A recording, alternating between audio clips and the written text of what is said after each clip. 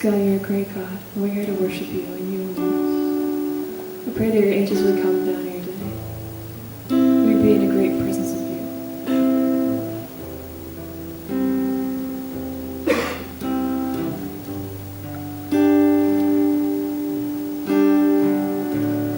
Worthy is the Lamb who was slain. Holy, holy is He.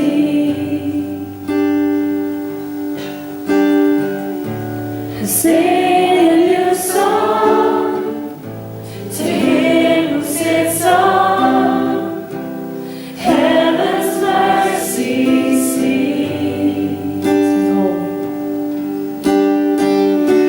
And holy, holy, holy is the Lord God Almighty, who was and is to come.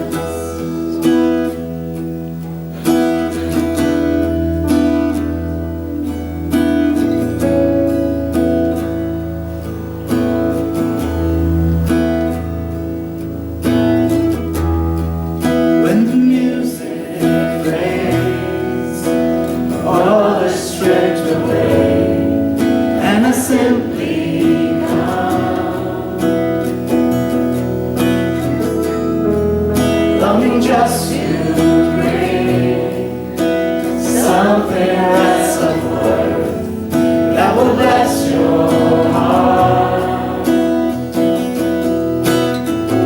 I'll bring you more than a song, for a song in itself is not what you have required. You search much deeper within, through the way things appear.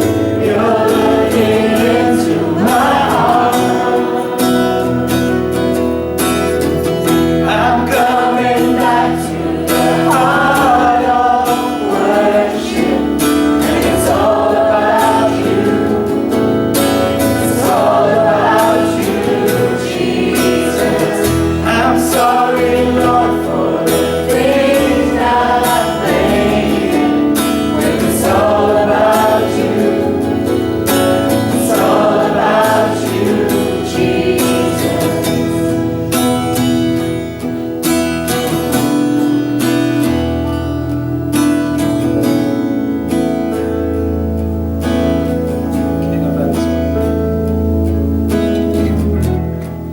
King of endless words, no one could express how much you deserve.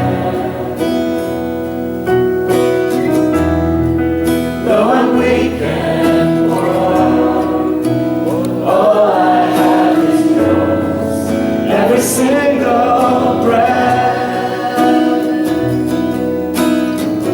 I'll bring you more than a song, for a song in itself is not what you have required. You search much deeper within, through the way things appear. You're looking into my heart.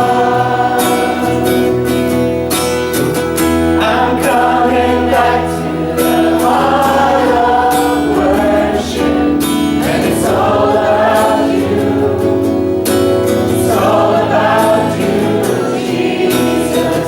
I'm sorry, Lord, for the things I've made, and it's all about you. It's all about you, Jesus. I'm coming back to the heart of worship, and it's all about you. It's all about you, Jesus. I'm sorry, Lord, for the things I've made, and it's all about you. It's all about you, Jesus.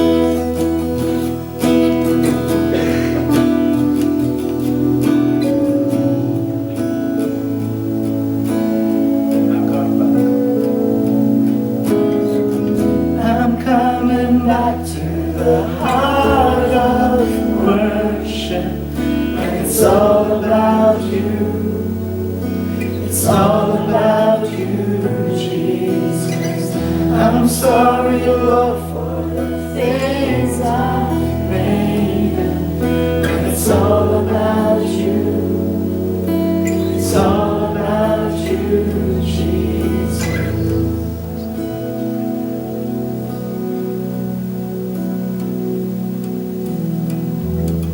Thank you, Jesus. We acknowledge that there are many ways to worship God, and one of the ways to worship God is through helping our neighbors who are in need. And we have a ministry for that called Food Package, and we have an update on that, and Suzanne will give that update, so you can take a seat. Good morning all, can you hear me? Yes. I think so. My name is Suzanne. Great to see you all here. I'm happy to share something about Food Package with you. I think it's 5.5 years ago that we started to come together and think about ways how we could help people in need for food and help in any practical way. So it started really for groceries. We made food packages. I will show you my, this t-shirt. So we made these t-shirts to put them on when we would do, for example, a sponsor walk. We have done in the last few years, we have done several things to collect money to be able to provide for these food packages because, well, the money doesn't come falling out of the air, so we have to do something. We have collected things we could sell for money to buy groceries. We have baked many times, and there are many ways you also could help if you want to. You can give money, that's for sure, if you want to, if you can. I want to point out in the back there is a banner about food package. If you want, you can have a look at it later, or you can make a picture of it, and you will find all the details you need for information for the transformation of money. Also, you could help by baking sometimes, so we could sell your lovely cakes and other things. You can help by supporting us, by taking something for the food packages, and you can put it on the table in the back as well, next to the banner. So when we go to the supermarket, lately often it's 1 + 1 for free. So if you have something to share with others, we would be very, very happy with it, and we can give it to the ones in need. We started with 5 families, 5 boxes, 5 food packages, and now it's 17. It's good that we can help, and it's also a bit sad that it's needed. We don't only provide food packages, but also practical help, sometimes with moving stuff or giving furniture or clothes or something like that. So if you want to help, you can also, you can always ask one of the food package team members. In the back there's Ger. He made the film, I will talk about it later, and Miriam is in the back, and Basil is in the back. Well, everyone is in the back, of course. But if you want, Basil is there, sorry. So you can ask, if you want to help, how can I help? That would be lovely. Now I want to share with you the text of the song. We made a promo video, and Ger made it. It's beautiful, I think. And a friend of his wrote the music and the lyrics. So I want to tell you the lyrics before Daniel will put up the video, because it's such beautiful text, and I would love to have you hear it really well. So there we go.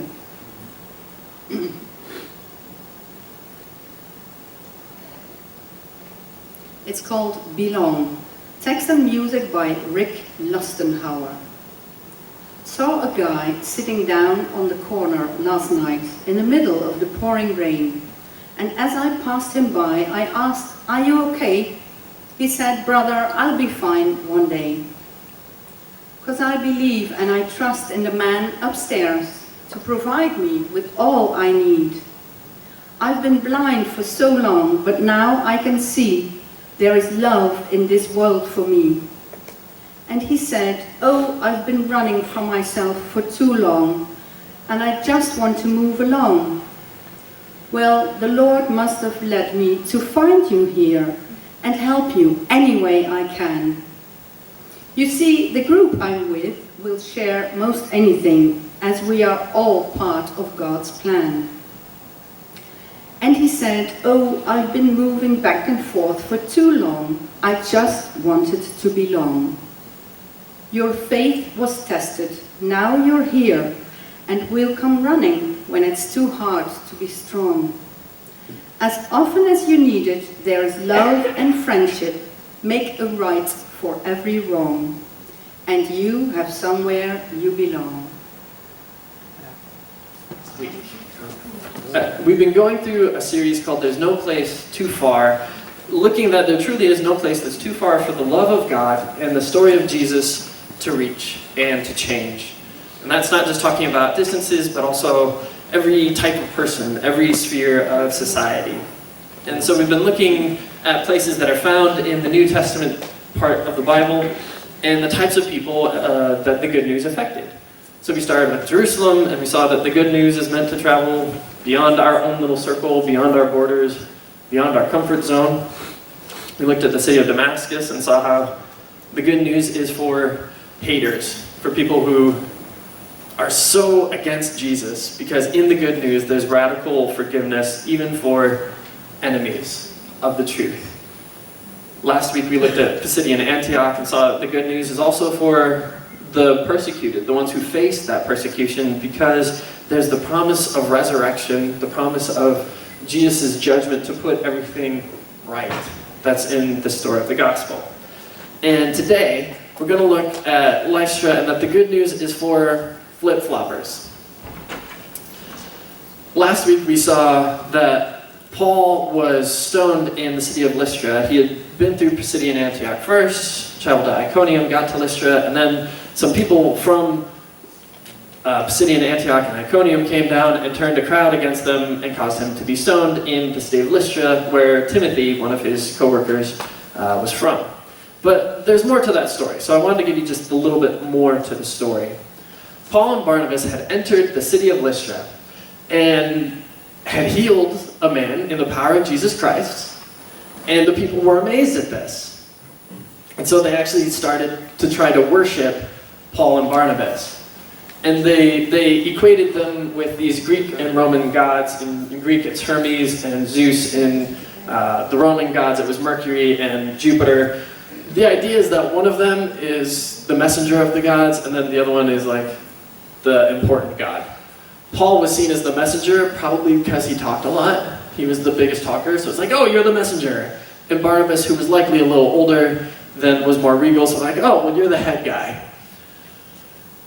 A thing to note in that is that these are obviously not Jewish people, because they're saying, oh, these are the gods. And it probably was the local gods that weren't either Greek or Roman, but they're being controlled by the Romans at the time, so they just sort of assimilated the name of the Greek or Roman god to their own local religion.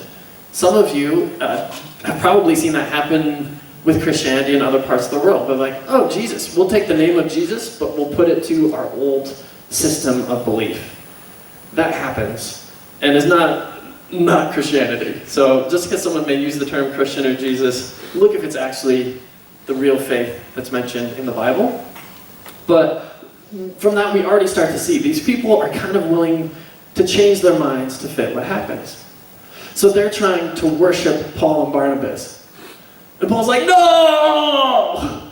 And they're like ripping their clothes and they're saying, don't worship us. That's the worst possible thing you could do. We are humans, not worthy of worship. But Jesus Christ, the man who was God, the Son of God, the God in heaven, he's the one you should worship. And then these Jews that come from Pisidian Antioch and Iconium win over the mob and turn them against them, so that now the mob tries to kill them. That's what I mean by flip-flopping. One moment, I want to worship you. The next moment, I'm going to kill you. You see how they kind of quickly change their mind back and forth? Now, some of these people actually finally did decide to follow Jesus. They heard the message of what his grace can do, of freedom in Jesus Christ. And that was great. But then, again, because of the influence of people from outside, then start saying, oh, it's good, you got Jesus, but you need to have more. Yeah, just Jesus is there, but you need to follow all of our old Jewish religious customs, which comes in, especially, they'll typically just use the term circumcision for more of the law, but also circumcision itself. And the people start changing their mind again. Like, first, we want to worship Paul and Barnabas. Now we want to kill them. Now we want to follow Jesus. Now we need more than just Jesus. And that's why Paul writes the book of Galatians, which is to these people that would be in Lystra and Derbe and Iconium. Galatia was like a region, like a state or a province. It wasn't just one city. And so Lystra was part of this. And he's saying, why are you guys changing back and forth all of the time? Stay with the one thing that is true, with the one person who is true, Jesus, the way, the truth, and the life. He says, don't let yourself be put into this bondage. And he's talking more specifically than about circumcision, where they said, oh, well, yes, believe in Jesus, but do all this physical stuff. And they focus on something that is circumcision of a body. Male circumcision, not female circumcision, just to make that clear, depending upon the culture you come from. And I wanted to look at that idea a little bit more. So, sometimes we think we can hide our sin by doing physical stuff. Most of you probably haven't seen my sin this morning, have you? Did anyone see my sin this morning? I did a decent job of covering it up. There it is. It's right there. But if you stay in the darkness a little bit, you can't see through clearly because I've covered it. But once you see it, once you know it's there, you start looking for it more. You're like, wait, I think I actually do see it there. Yeah? No, everyone's just staring at my chest. I should have made a big S on it. So what do we do, especially when we know that we can't, the things we used to use to hide don't hide as well anymore? So then we start changing our tactics. And so we'll cover it up better.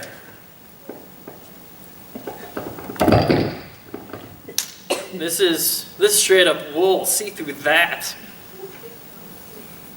That way people won't see what's going on inside of our hearts. And sometimes it's not just hiding, it's distraction so that you won't look in the same area that you were looking before.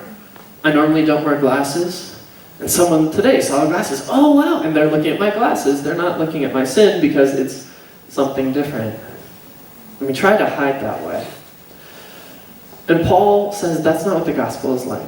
It's not trying to hide something, but it's actually a new creation. It's being changed. It's not just covering something up, but it's actually having a change.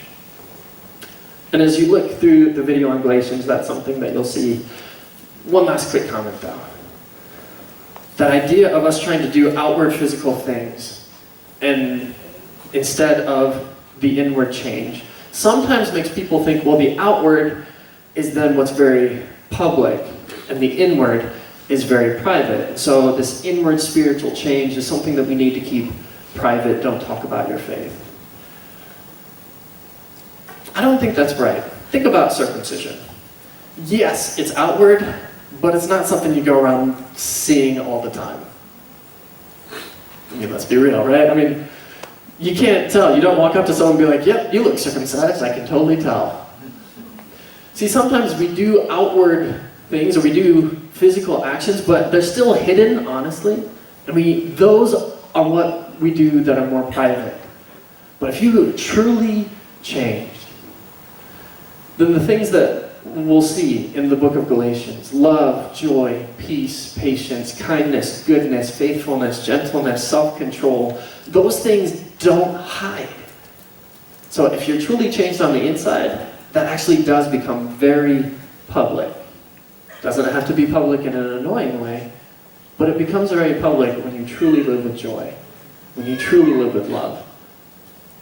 And we privatize our religion when we make it just about, did I spend enough time praying? Or did I do enough Hail Marys? Or did I do these right things so that did I get circumcised? Did I do that? Those things we hide. But the true change, that's very visible. So, with that, the good news is for flip-floppers because there actually is something true worth holding on to.